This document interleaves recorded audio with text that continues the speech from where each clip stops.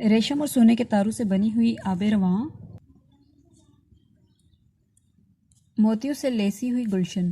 آب رواں سے مراد ہے بہتا ہوا پانی اور گلشن سے مراد ہے باغ، لیکن ادھر یہاں ان دونوں سے مراد ہے کپڑے کا نام، کپڑے کے نام کے طور پر استعمال ہوئے ہیں آب رواں اور گلشن وغیرہ۔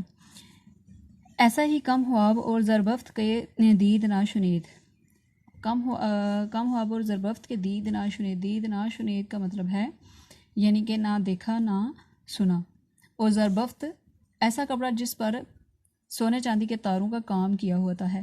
زربفت کسے کہتے ہیں؟ ایسا کپڑا جس پر سونے چاندی کے تاروں سے کام کیا ہوتا ہے۔ گوٹا وہ کہ دنیا دیکھے اور اش اش کرے۔ اش اش کرے لفظ بھی محاورتاً استعمال ہوا ہے، جس کے معنی ہے اش اش کرنا، واہ واہ کہنا، یعنی کہ تعریف کرنا۔ رنگ رنگ کے جواہرات کی لڑیاں تھیں۔ جب سامان آ گیا تو بادشاہ بیگم بولی، لو بھی سیدانی، اب تم اپنا ہنر دکھاؤ، بہت تمہاری تعریف سنی ہے، ہم تو جب جانیں کہ پرستان میں بھی تمہارا نام ہو جائے۔ میں دل میں تو بہت پریشان ہوئی کہ یا اللہ، میں یہاں کیا کاریگری دکھاؤں گی، کون سی وضع ٹانکوں کہ ان کے لیے نئی ہو، مگر زبان سے کہا حضور اللہ مالک ہے، وہی آبرو رکھنے والا ہے۔ آبرو رکھنے والا یعنی کہ وہی عزت رکھنے والا ہے۔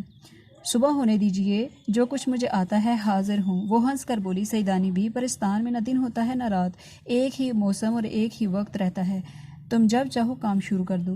میں نے تعجب سے عرض کیا، تعجب سے یعنی کہ حیرانگی سے عرض کیا، تو کیا یہاں لوگ سوتے نہیں؟ کہنے لگی، یہاں سونے کا کیا کام، نیند پرستان میں نہیں آتی، ہمارا مشغلہ تو آٹھوں پہر سیر سپاٹے ہیں۔ آٹھوں پہر یعنی کہ صبح شام، یعنی کہ 24 گھنٹے سیر سپاٹے کرنا، سیر و تفریح کرنا۔ پرستان سے جی اکتایا تو دنیا والوں کے خوابوں میں چلے گئی۔